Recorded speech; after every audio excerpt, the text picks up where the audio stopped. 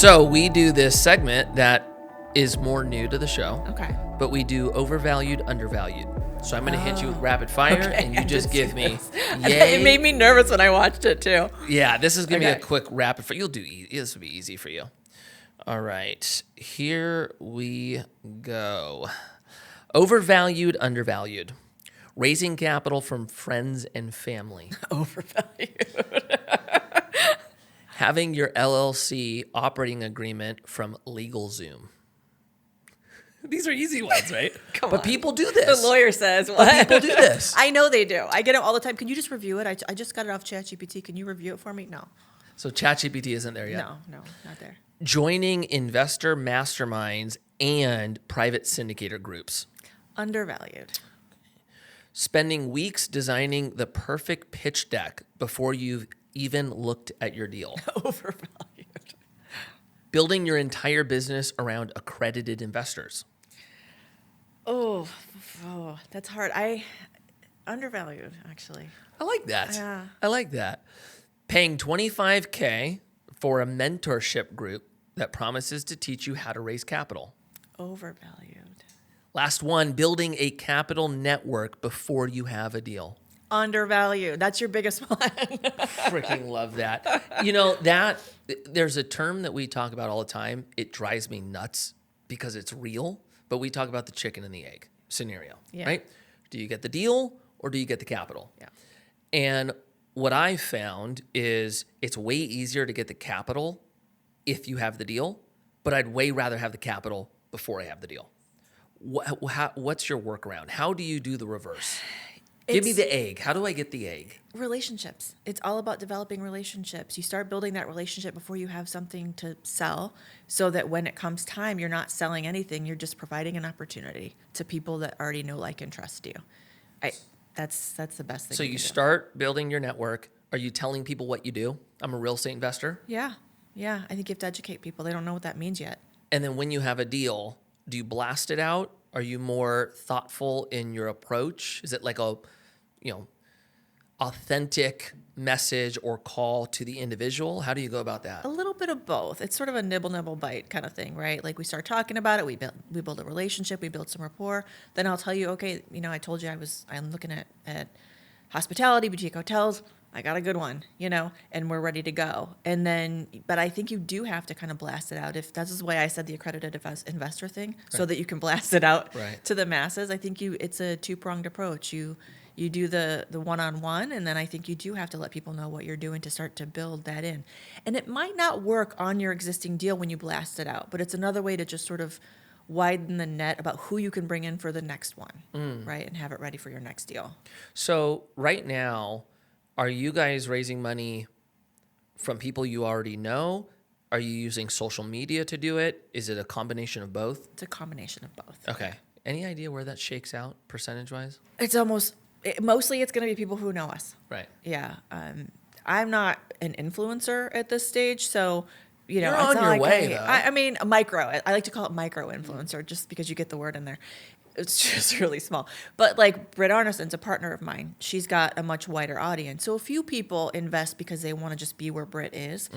Mm-hmm. But that also gets people who just want to talk to Britt, right? Yeah. So you really have to weed people out. Yeah. We have to navigate through that as well. Yeah. That is a hard part. Yeah. So let's start with this, because you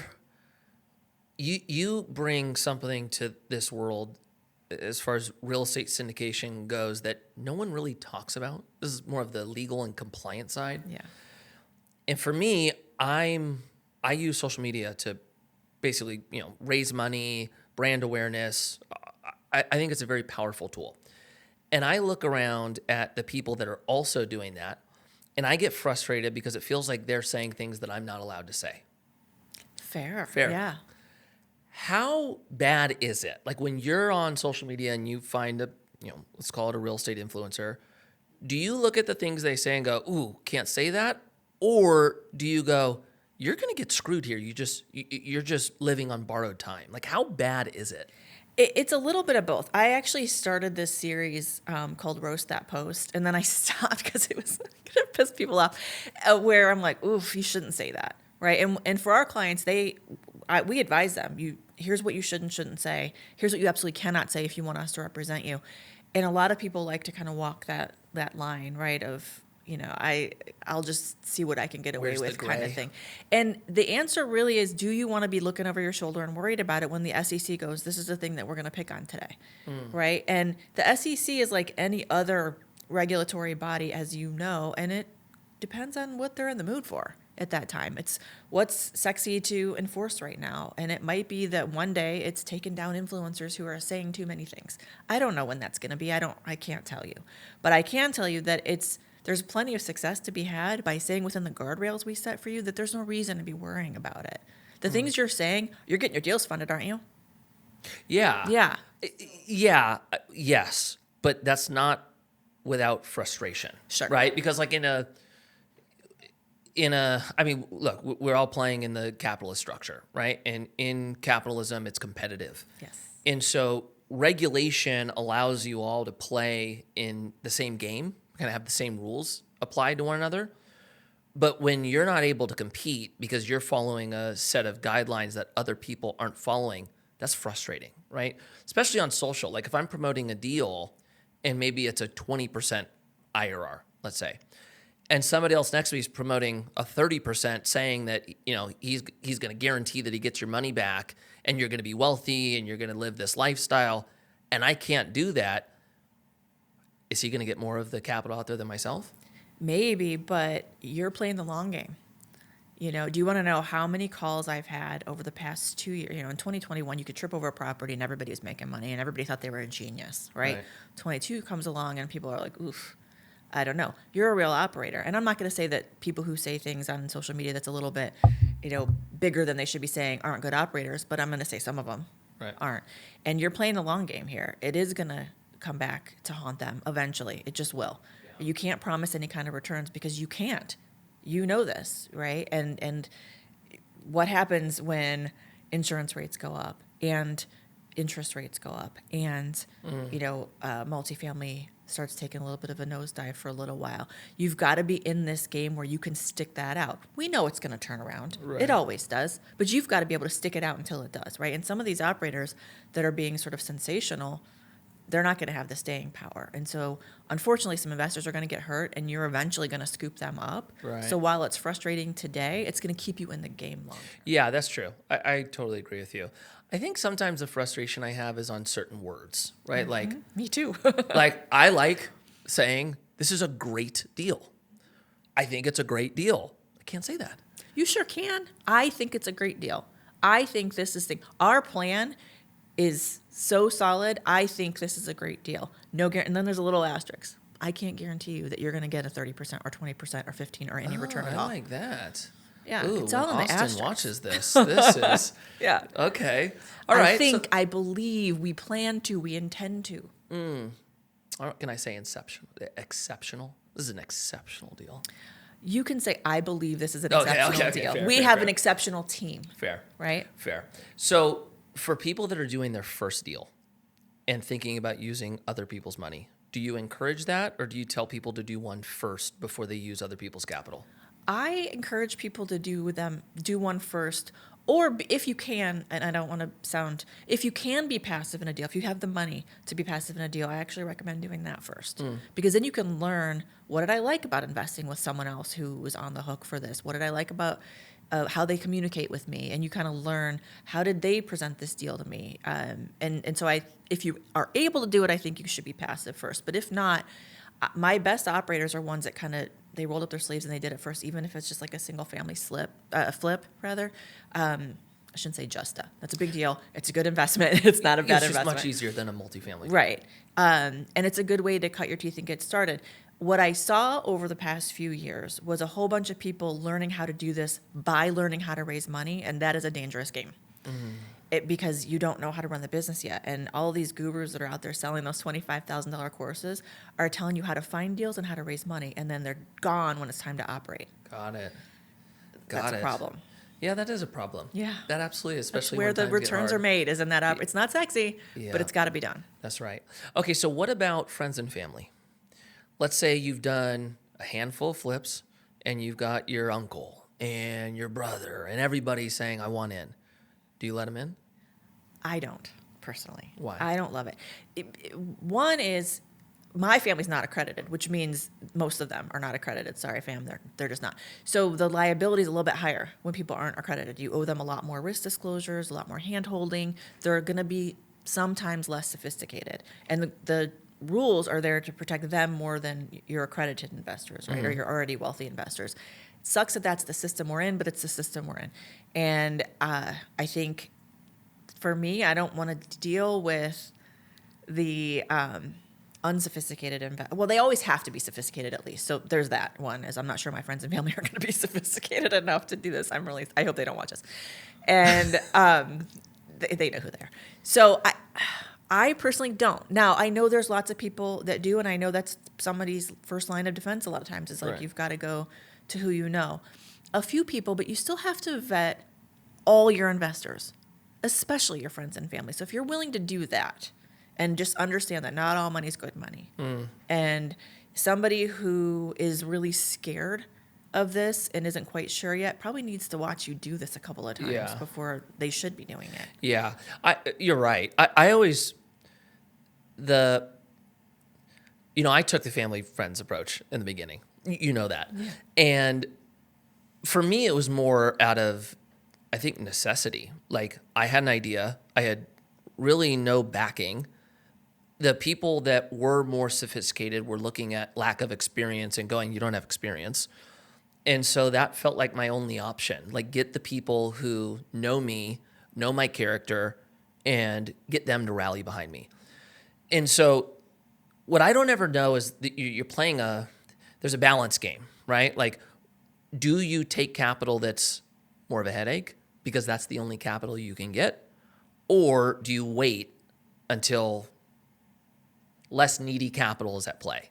I don't know. Like, I chose the other one. Now I'm at a point I can be much more picky. Like, I am fine saying no, and the dollar amount is almost irrelevant.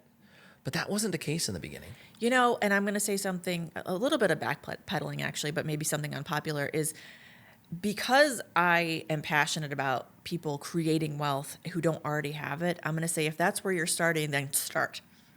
It might be a little bit more of a pain in the ass. It might be a little bit. It will be a pain in the ass, just so you know. But it is. It could be worth it if you really do the work. Yeah. Though you've got to be in it and ready. I mean, you really did the work, and it turned out to be a good deal, or at least, even if not you, but other people, even if the deal goes sideways, if you do all you can do and you've disclosed everything and you've done all the things, even a bad deal can still end up okay, and everyone can still be friends. Everyone's still okay at Thanksgiving or whatever. That's the big one, though. When you lose people's money that you see on a regular basis, you want to make sure that you're not ruining a relationship that is. There's not a dollar amount worth ruining. That's right. That's right. I know, and that was funny because that's something I said this was 2011, like when we did this pitch. I told everybody, there's a good chance I lose your money. And it's so fascinating. Like, part of me feels like part of that pitch actually worked. Like, hey, this is a great idea. There's a good chance I lose your money. So don't give me anything you're not willing to lose. Exactly. And so many people gave us money. Yeah, you have to say that anyway. In some form or fashion, you have to say that, right? You do. But what I've found is when you're talking about an opportunity, you feel the pressure to talk about all the good in it. And you're scared to talk about the things that could go wrong because you naturally feel like that's going to make it a no for the investor, right? Especially in the beginning. Yeah. Then you get to the point where you're like, I don't want a bad investor. Like, that becomes so valuable for you that you're like, hey, let me open up this deal. Let me show you all the things that can go wrong. Yeah. But because you want to get to know if it's no. Yeah, that's right. That's right. But for me, we that was a good scenario for us. Like, we sold that business for a very large multiple. So that was a good scenario. But like, look, I ran it back. Like, when I started this company, I hit all my friends and family. You guys want in again? Yeah. So but I would say that my friends and family are not the neediest in the sense of they don't call me every week asking for information. Like, I've built enough trust with them that they let me do my thing now. And they still get the same reports that our investors get. But I don't know. I think about that one often because I'm scared to tell people, include friends and family, but like, I've done it. I know. You know, It's tough. it's a tough I'm one. with you because obviously my lawyer hat is like, ooh, you're just, there's potentially more liability there just in life, right? I mean, legally speaking, you owe everybody the same thing, but you have to see them at Thanksgiving or whatever. But also then I'm like kind of talking out of both sides of my mouth because I'm like, at some point you just got to go and do it. Yeah. If you're going to try to create wealth and you don't already have it, I didn't. I came from zero money, right? I had to figure out some other way. Some people, friends and family is the only way Yeah. that they can get started. And if that's the case, get started. Yeah, Don't that's- use that as an excuse to not start. Yeah, that's right. So we mentioned this in the beginning, the creating an LLC on LegalZoom. Or what is LegalZoom, right? LegalZoom, yeah. What about creating an LLC for each rental property? Is it important to create an LLC for each one, or can you just buy them and put some insurance and call it a day? Gosh, the typical lawyer answer, it depends. So it depends on the value, right? And the risk. You have to weigh the risk. So if you're buying a few single family properties and they're a few $100,000 each, probably not going to be in California, but if they're, you can maybe lump a few of them together in the same state. You can lump a few in the same LLC, put some insurance on it and call it a day. So if you've got some, I have a client who's got some properties in Arkansas, which are like $60,000. You don't need a separate LLC for every $60,000 property. You can get some insurance and put it together. But what you're really trying to do when you create those LLCs is basket your potential liability. And so if you put too much into one and there's a slip and fall at one, it's going to feed off of, or something happens at one, it's going to feed off of the value of the others, which is why you want them separate. So everything within that same LLC is equally at risk, whether it's equally risky. So that's the reason for separating us. You have to balance that out of what do I think my risk is here, dollar-wise, and just in the world. Like, is this a more dangerous property? Is this a more dangerous business? Whatever. And you can separate it out that way. So What about not putting it in LLC, just buying it personally? Would you recommend doing that? no, I don't. No. No. If you're a real estate investor, do not buy a piece of property without an LLC. Yeah, that's right. Why? Because you really want to protect your personal liability and you want to treat this like a business. If you're gonna be an investor and you're gonna treat this like a business, treat it like a business and put it in an LLC.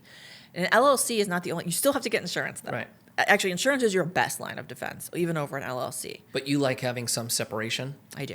Yeah. Yeah. And then treat it like it's separate. Don't treat it as your own personal bank account. Don't pay it out of your own account sometimes and out of the LLC account another time, or just take money out of it. I mean, it's got to treat it like a business. This is a business. So we're all grown now. If you're going to have a business, have a business. I like that. Yes. If you're going to do it, do it. That's right. If not, just skip it. Right. So using other people's money, this is something that I didn't understand when I was young. I always thought like you had to have money to go make money. And my first experience was when we started the brewery, raising money from investors, right? And then I started hearing everybody talk about, OPM and this is the way to do it. Why do you think that most people aren't taught that you can use other people's money to build wealth?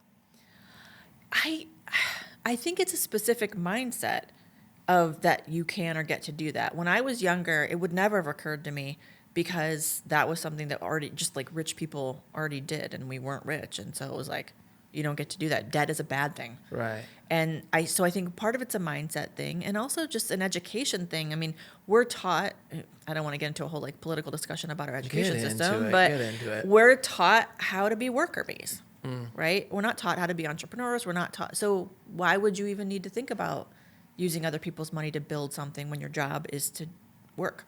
So what do you think that is? If you teach people how to be entrepreneurs and not employees, the system falls apart. Everybody starts their own business, and you have nobody that works for you.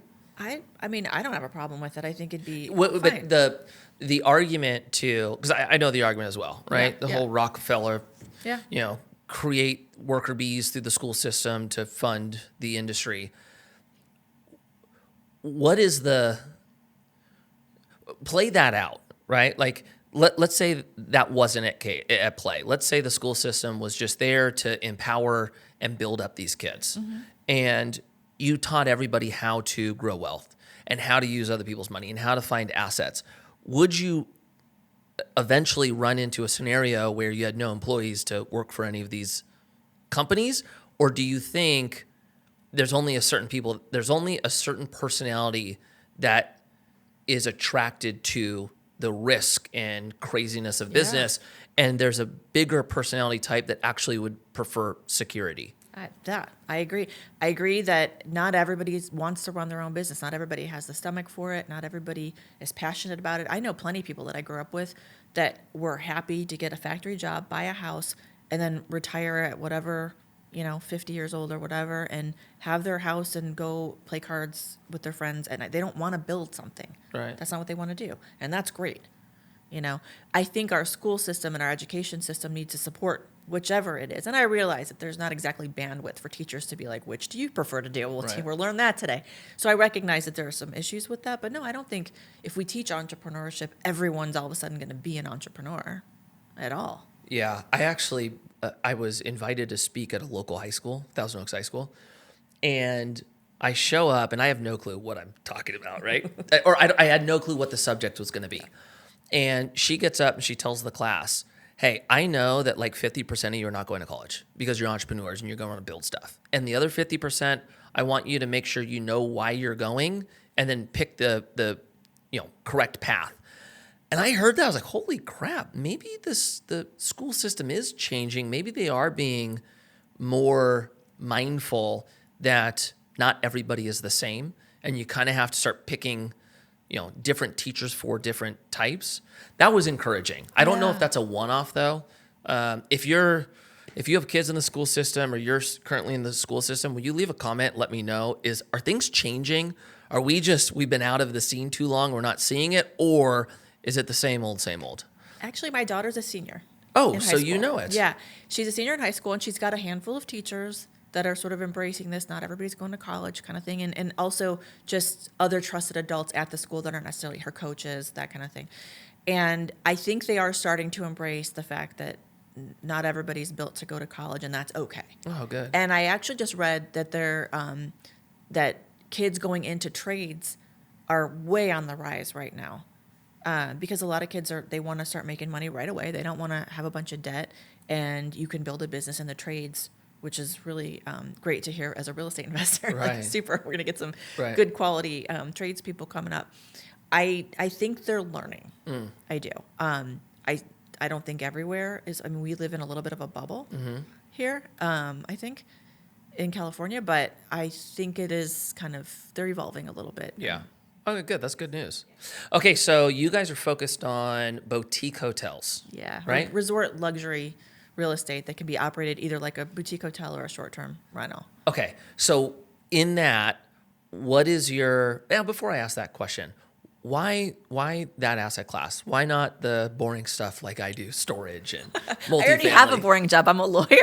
Okay, you need some spice in your life. Yeah, I do. Actually, this was actually born of, I was doing a lot of soul searching on what is it that I really, really want. I help people create wealth, and I was like, what am I doing? Like, I make money, but what is it that I really want? And what I want is I want to retire. I'll never retire because I'd be bored, but I'll retire hosting retreats at amazing properties around the world that I own a piece of.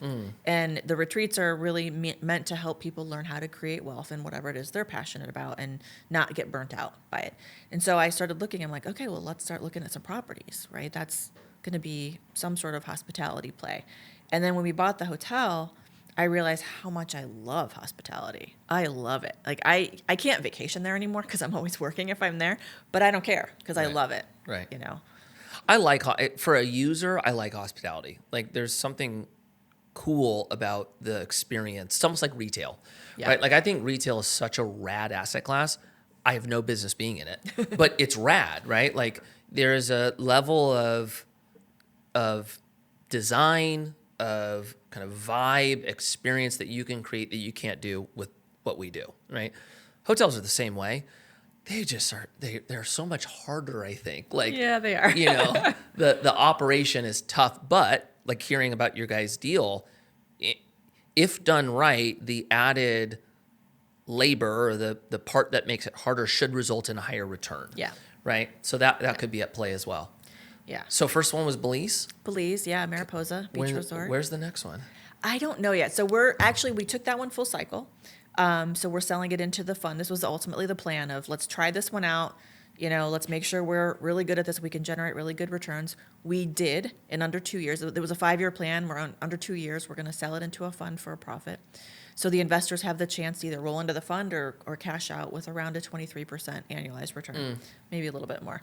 And so the next one, I actually really want, it'll be in the United States. I really want to buy a ranch here in Southern California. I like that. Yeah. I like that. Okay. Yeah. Somebody who is it? Do you know Dan Fleischman? I know of Dan Fleischman. They just had one get kind of tanked, huh? Yeah. Yeah, I think they had a ranch in what was the city? What's that random city out in the middle of nowhere? There's gosh. It sounds Where are all the south. motorcycle guys at? Where do all the motorcycle guys buy homes and build tracks? No, but that's close. Like Barstow, like near Barstow? Shoot. No. But he was like south inland, like south of me in Orange County, right? But inland. I Yes. think. What's that? Like Rancho Cucamonga or somewhere around Close. there. Gosh, I'm going to play this now. I'm not going to be able to get off this. I thought it started with a V. Oh, shoot. Okay. Anyway. Let's look it up. There's a somebody spot out ChatGPT there it? that I think they bought their ranch and they had this idea to kind of make a whole theme park, but Yeah. I don't think they factored in the local policymakers and didn't get it rezoned, I believe, and then Yeah. it basically died. Yeah. There's That's- one that I was looking at that I was trying to make that work of the zoning. And, you buy a big chunk of land. First of all, having a big chunk of land in Southern California, amazing. That's gold, right? But everybody wants to subdivide it. Yeah. And we don't want to do that, And so it's like everyone thinks, well, the highest and best use is to subdivide it. And I'm like, is it though? I don't know. I feel like we could cash flow it. Well, I think it just depends, right? Like, it depends on your strategy. And I would say maybe there's a lot of groups like what you guys are thinking about doing, but I think most groups at play right now, it's density play, Yeah. right? Like, how many units can I get on this to increase my revenue and build it? Yeah. But the ranch I love the idea. Like, I think that's great. It's just a niche operator to go do that. Yeah. And so I think it's just a smaller group. Yeah, I think so. But I think you can, we're looking at luxury real estate, right? So we're looking at people who are looking for different kinds of experiences, something unique and exciting. And I think having space in Southern California kind of off the grid is that for Right. most people. Yeah, that's cool. Bring it back. Bring the state back. That's what I want. So, are you guys following all the new tax incentive that may come our way? Yeah. Yeah, what do you think the odds are it gets through Senate and we keep 100% bonus depreciation? High odds? Yeah, I think so. Okay. And do you guys do accelerated depreciation schedule? If it's available, we do. If it's available. Yeah, it's not available in Belize, but here we would. That's right. You Yeah. guys are dealing with different tax codes, huh? Yeah. It's just it's an alternative depreciation schedule, which is pretty much straight line. Okay. What implications do you have investing out of the country? Like, what do you need to be mindful of that I don't? Well, local law. So Belize is good because it's a British Commonwealth, so we actually own the property outright. It's not like where they can just go, we own it now. So we do own it, and the taxes, the business taxes, there are really favorable for us. So that's what we would be looking for in any other country. Although, like I mentioned, our next couple will probably be in the United States just because it's harder to refi there. And so we have a really good cash flow play, but it's not really leveraged that much. So I was we just want going to to balance say, it. what does debt look like? We have seller finance. Okay. Yeah. So we tell got me a about, sweet deal on this tell me thing. about the seller financing, because that's Yeah. something that we've structured deals where, and we try to do this a lot, where the seller comes into the partnership with us, we Yeah. JV with him. I have done one where we rolled their equity into a debt position, but they weren't the first. Yeah. How hard is it to get somebody to move from being an owner into a debt position on the property? In hospitality, where you've got a bunch of people retiring in boutique hotels, pretty easy. We're not looking at flags. We're not, this is all boutique, private owned stuff. And this guy had to move back it was an off market deal. He just, he was friends with my now partner in Belize, and he had to move back to the States to pursue his dream of becoming a sheriff in his hometown. And so he needed to be there full time. So it was sort of just lucky. I happened to tell my partner, hey, eventually I want to buy a hotel. And he's like, well, I have an off market deal right now. And I'm like, well, I didn't mean to buy a hotel right now, but here we are, right? Yeah. It was sort of just opportunity. And he's just, a guy who didn't need all the money right away. And Works, yeah. and still loved the people and didn't want to really fully let go of it yet. So how do you structure that? Like, what's the term? We had a 5-year interest-only note with a balloon payment at the end of 5 years at 6%. Dang. Yeah. Okay. Yeah. And then, so when you say the difficulty of refining, what does that look like? So if we now have owned it long enough that we could get debt in country, but it's like 10%. So it's like, why would I do that when I have 6? I might look at that whenever the balloon payment, if I don't have a United States property to leverage and refi to take him out or cash to take him out, then we would refi in Belize for about 10%. Okay. But we still have another 3 years to worry about that. So is there a scenario where you guys don't put debt on it and you just own it outright? Yeah, but I don't love that. I mean, Well, I hear you. Yeah. Yeah, I hear you. Yeah. Huh. All right. Well, that's awesome. Will you guys do any Airbnbs? I don't love, no. Just Actually, I cut would just straight say to no. the chase. Have you ever done them? No. No. Have any clients that you work with that you, yeah. Yeah, and it was really popular for a while, and conceptually, I love it. It just feels like there's so much more upside with treating it like a boutique hotel Right. and not as much of the regulatory hassle. Right. So I like the boutique hotel side. Okay, so I'm going to ask you a question I asked Rich Summers. You see asset classes go through trends, Yeah. right? We saw storage pop off, which is an asset class I'm in. Yeah. And when it hit influencer land, it was like, oh, shoot, Yeah. right? You saw it happen with mobile home parks. You definitely saw it happen with Airbnb. You're starting to see more and more people talk about boutique hotels, right?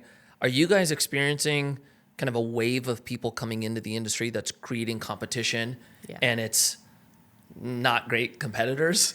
I mean, yeah, a little bit. So you're seeing masterminds pop up of teaching people how to buy boutique hotels, which is great. Rich has one. My partner has one, Britt. And so there are more operators coming up. But I mean, as you know, when these things get started, you saw this happen in multifamily for a Right. while. All these Yeah.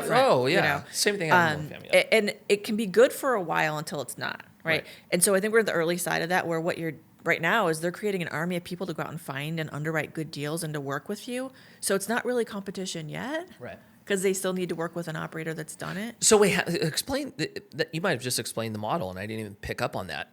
You create a group and you teach them how to find deals and underwrite them. Mm-hmm. They go out and find deals and underwrite them, but they need an operator or potentially capital. Yeah. So it kind of works as a deal flow or a lead. What would that be? Yeah, Like kind lead of gen, it yeah. creates lead gen and deal flow. Yeah. But you get to a point where maybe they go beyond you. Is that Yeah. what you're saying? Yeah. Got it. And it's great because it's like they pay you to interview with you. Yeah. You know? I mean, it's a really great model if you can get it. Right. Yeah. Oh, interesting. Yeah, that's fascinating that you said that. Like, I would agree with you. You're on the uptick, and for us, like we started getting really heavily into multifamily, kind of on the tail end of influencers talking about it. But we were in storage way before that. Yeah. And then it ramped up to storage. And I remember like that was a tough one. It felt like we were competing with people that didn't really know how to underwrite them, and then they were throwing out prices that made no sense. That was a little bit frustrating. But storage is saturated right now. It's corrected. It feels like it's actually starting to rebound, but there's been a lot of, you felt the pullback now for quite some time. So Yeah. the pressure isn't on like it was in, let's say, 21. Yeah. Multifamily, I don't know. They're leaving that asset class alone, it feels like. I mean, multifamily's not going anywhere. Everyone's No, it's not gonna going be- anywhere. But Yeah. I'm just saying, in social media, it seems like it's not really the most talked about asset anymore. No, I mean, it was for a little while. We saw a lot of courses pop up on how to get into multifamily, and it was the sexiest for a little while. It's not the sexiest now, but at least it's not the villain anymore. For a Right. minute, it was like, ooh, Yeah, everybody that's get right. out. That's right. So for anybody that wants to start investing in real estate, has never made a real estate investment up until this point, what are certain things that they should look out for? And you being an attorney, like, are there red flags that immediately you see this and you should run? Yeah, I think that someone who's learning how to do real estate on your dime, who's learning how to do this by raising money, that's a red flag to me. If they don't have a partner who who's done it before. So all these people that are coming out of these courses, that's wonderful, but they've got to have a sponsor, like a lead sponsor that's done this once or twice before. I think that's a big one. And really, anybody who is going to shut down the person who has a lot of questions, right? I just actually finished this guide for passive investors that of kind of red flags that I see. And you get a lot of the people that are sort of like, I mean, don't you know who I am? Invest with me or don't. I don't need to answer your questions. And if someone's like, no one else is asking those questions and won't answer, then just move on to the next one. If they don't need your money and won't answer your questions, then that's okay. Move on. Do you think they are doing that to maintain a frame, or do you think they don't want to answer the question?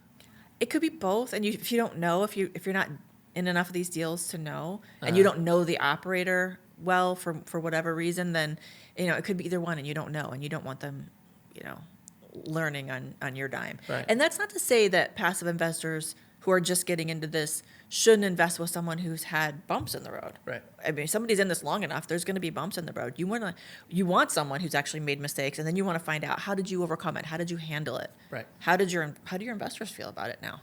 Right. I know plenty of people that have lost money and their investors are still with them. Yeah, I was about to ask you that question. If you ran into a group and they had lost money in the past, is that an automatic no? No. I think it's how'd you deal with it? Right. Because it happens. I mean, you look what happened for a while. Like, no one knew what was going to happen. I mean, you could probably guess what was going to happen with interest rates, but no one knew that at the same time, insurance was going to be next to impossible to get, and all the things were going to happen all at one time. And, sometimes it sucks, and it's not the operator's fault. Well, yeah. And that one, like, you can make the claim for sure that if inflation is running at 9%, they've got to jack rates up, right? Yeah. Mm-hmm. The part that is so frustrating about the Fed is we had to hear over and over and over that this is for a small amount of time and then it's going to go back. So you got the Fed saying this, you got the Fed not acting, and so are you supposed to trust the Fed? Or are you supposed to think they're lying and invest differently? Yeah. That part's frustrating, 100%. It is. And because none of us knows for sure what's going to happen in I don't care what side of the aisle you're on, in any climate of whatever political thing's going on, you don't know what's really going to happen. And so you just have to be a solid operator and stay the course and be ready and prepared to weather whatever storm is coming your way, because a storm will come. And so that's what I always tell passive investors to look for people that can weather the storm. Yeah. And so these brand new operators, they might be wonderful, but figure out how they're going to handle things. And even things kind of as soft as, do I like how they communicate? I have some investors that they really want to hear from me, and they want to be able to text me, and they want, they want that comfort. And others that are just like, can you just send it through the portal and don't call me? Yeah. Unless there's a problem. Yeah. And so you got to know, are you going to be okay with how we're communicating with you? Even things like that. So, I think somebody getting started, but I actually think, again, if you can be passive to get started, or figure out something smaller that you can start with to learn how to operate. Because raising money is its own beast. Right. And you're only allowed to raise money, by the way, to operate. Right. So learn how to operate first. So do you think, like, for somebody who's not a natural operator, right? Because it's a different type, usually what you see is the people that are good at raising money are salespeople, right? They like talking, they like networking, they communicate in a way that is engaging, and it's rare to see that personality type crossover, right? Do you think there's anything wrong with somebody who's just focusing on raising capital, but they partner with an operator and they know their lane is raising money, and they're going to take a percentage of the GP for raising money? The operator is going to take, you don't like where I'm going. I don't like where you're going. Okay, break it down. That is 100% illegal. So you can't actually, unless you're a licensed broker-dealer, a FINRA licensed broker-dealer, you cannot get compensated transactions-based compensation. So that means, boiling it down, you can't get paid to raise money. Okay, but I heard a lot of groups that have a workaround for this. Right? I don't like that word.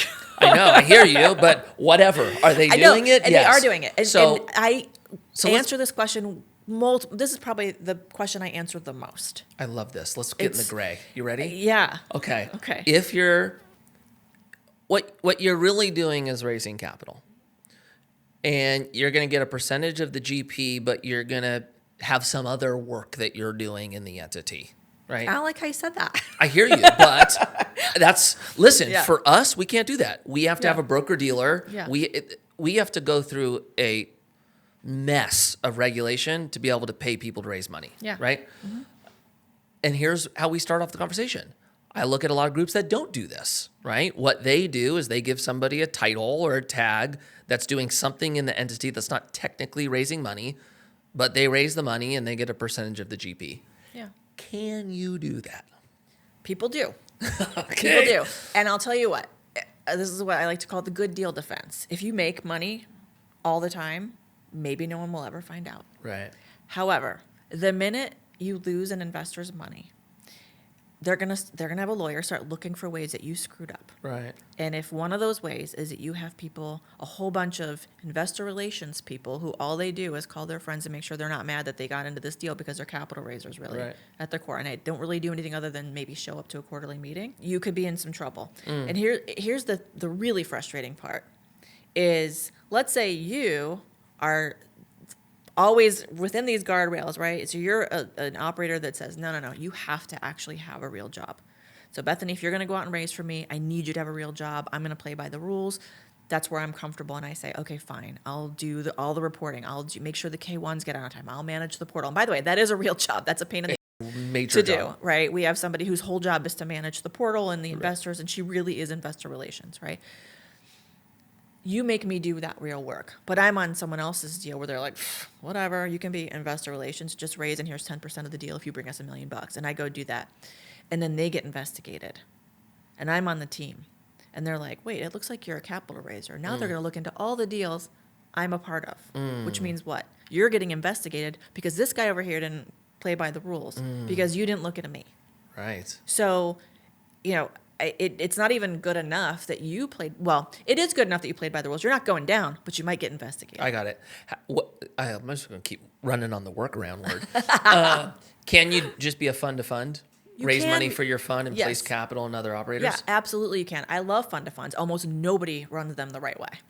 Oh, like No. what? Like what? So the problem with the fund to funds is, one, you have to pay attention to where you are. So in California, it's not super fun because in California, the rule is if you raise money and you get it for a fund of funds, right? So now you're looking at SEC rules, but you're also looking at the various advisory rules, okay?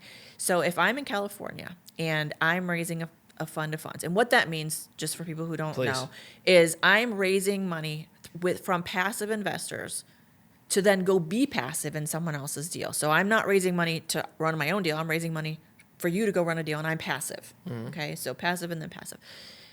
Advisory rules come into play. I'm acting like an investment advisor. So for me to not have to go register as an investment advisor, we've got to find some exemption or an exception. And in California, if I'm doing that and I'm raising money, if I'm going to take a promote or a carried interest if I'm going to make money off the profit, all my investors have to be qualified purchasers. That means they have to be even richer than accredited investors. So what is this, like a $5 million minimum? Yeah. And in some states it's 2.5 or 2.2 million. In some states it's 5. Got In it. some states it's just accredited. In some states, like Florida, you can do whatever the hell you want in Florida. Dang, Like Florida. feed people to alligators if you want to in Florida. You Yeah. can do whatever you want. So if I ask them, where are you from? But even then, you still have to pay attention to like how many investors before you have to start doing some various different paperwork.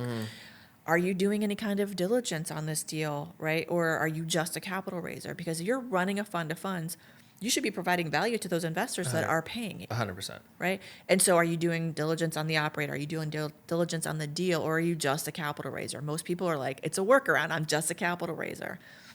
Then you could get into trouble. Okay, so if you are going to raise capital, you need to have a real position in the company and just be at that company. Don't do any cross-pollinating with others. You have to either own a broker-dealer or have a deal with a broker-dealer that is technically paying you. That's it? Or have a legitimate fund of funds. Or have a legit fund to Yeah. fund. Yeah. Okay, those are your three options. And that would be my favorite if people would just listen to, you got to do some work, man. You can't just be raising the money. You got to do a little work for your investors. Yeah. My favorite way, by the way, is one, due diligence go visit the property and due diligence on the operators and then show what you did. One, and then two, throw your weight around a little bit. hey, if I'm going to go raise money for your deal, Mikey, and I'm going to bring in 500,000 when your minimum's 50, Yeah, get a I want a reduced. sweeter deal. Yep. Now I'm providing value to my investors. Yep. Yeah, we see a lot of RAs do that. Yeah.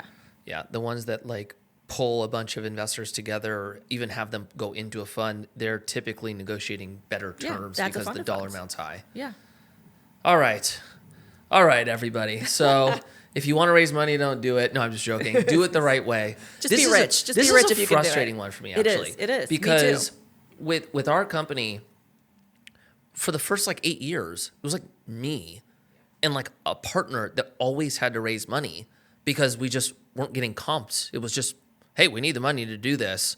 You know, he's the COO, I'm the president, and that's what we got to do. But it was so hard to get to a point where we could actually build a team that we could scale upon because I have limitations, so does he, right? And this is the first year we've done it. We've last year engaged a broker dealer. This year we actually have bodies that are in charge of raising money. Yeah. Which thank God we got here, but it took a long time just to It's figure out how to tough. do that right. Yeah. It's You tough. know?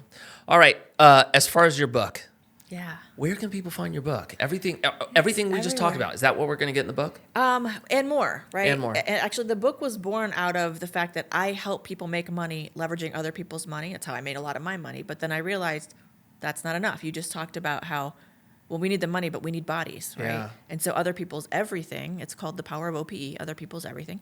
And it was sort of like, okay, what else do you need? Because raising money from other people is not enough Right. to scale because you're going to get burned out if you're trying to be everything because Right. you have limitations. Your COO has limitations. So it was born out of, all right, what else? What else do we need so we can scale, not just grow, scale without burning out? But the book's available everywhere. Amazon is the most common place because you can get it like tomorrow. And how do Barnes we and get Noble. you out of micro influencer? How are people going to find you? I'm on Instagram. I am, believe it or not, Bethany _LaFlam. And we've been putting out a lot more interesting content lately. Believe it or not, the syndication lawyer thing is a little bit of a snooze. So we've been really leaning more into the community. We have a community called the Conscious Capital Collective where people can learn how to either start building wealth, scale their wealth, or bounce back from a setback, a loss, or burnout. Okay. And then if anybody is interested in the hotels you're doing, if there's something that pops up, where's the best place to find that? Instagram's the best place because we've got the link tree there. You can figure out everything I'm doing on Instagram. We're about to launch our fund to acquire Mariposa plus some more properties in 2 weeks, and it's called Rev Luxury Fund. Dream luxuriously. I love that. How many, there's a reason why I'm going to ask this. How many followers do you have right now? It's like 4,500 or 4,600. 45. Yeah. When do you get out of micro influencer? I don't even know. I don't know. I've been trying to get out of this prison for a while now. It's 10. Is it 10,000? 10,000? Yeah. Okay, gang. We need to get to 10,000. Michael just crossed, my business partner started with like 140 followers. Yeah. And I kept telling him forever, start working on social. Yeah. And he just hit 11K. And he's Yes. freaking fired up, Yes. right? Can you guys check out Bethany? I would not direct you if her content wasn't good. So no, I'm not asking for like a sympathy, just I'm going to follow because you said so. There's good value here, especially if you want to get into the real estate game. Go follow her. Let's get her over 10K. Let's get her into macro influencer land. I love it. Thank you so much for coming on. Thank you. I appreciate you.